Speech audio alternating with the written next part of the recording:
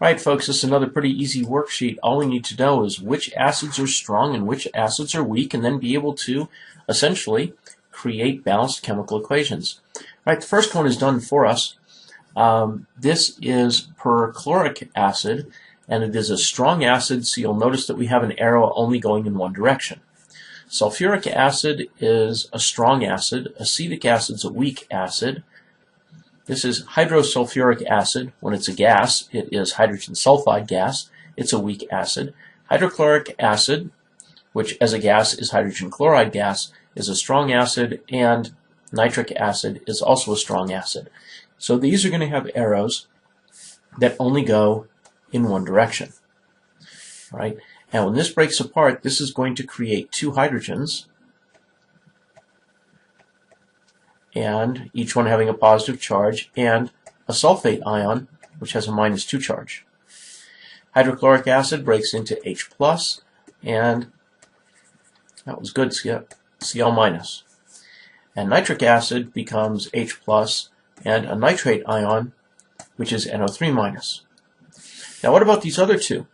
Well, they go in both directions. So they go in this direction, but they also go back in the other direction. So we have equilibrium. We have something going in both directions, and frankly, most of it is staying on the left. Right? And this is going to become an H+ ion and an acetate ion, H3O2, and it's negative, but most of it is actually going to remain over here. The same thing is true with hydrogen sulfide or hydrosulfuric acid. Most of it is going to stay over here as H2S. But the stuff that does dissociate becomes two, try that again, I can't talk and write at the same time, two H+ ions and a sulfide ion, which is has a 2- charge. All right. How about these? Well, let's first identify the ones that are strong acids. Well, the strong acids that we are used to are sodium hydroxide and potassium hydroxide. Right? And we look at everything else and we say everything else is weak, right? Because we talked about that there were a couple like rubidium and cesium and francium which were uncommon, but everything else is considered a weak acid. So sodium hydroxide breaks apart into sodium and hydroxide. Sodium is positive and hydroxide is negative. And potassium hydroxide does exactly the same thing. All right. Now what about calcium hydroxide? Well, calcium hydroxide will dissociate in water, but most of it does not. So most of it stays back over here like calcium hydroxide, equilibrium reaction, where you have calcium with a 2+ charge and two hydroxides with a - charge. You're going to get the same thing with barium. Some of it does, in fact, go to the right, but most of it remains on the left. Most of it remains as a solid. So you get barium with a 2+ charge and two hydroxides, which both have a - charge.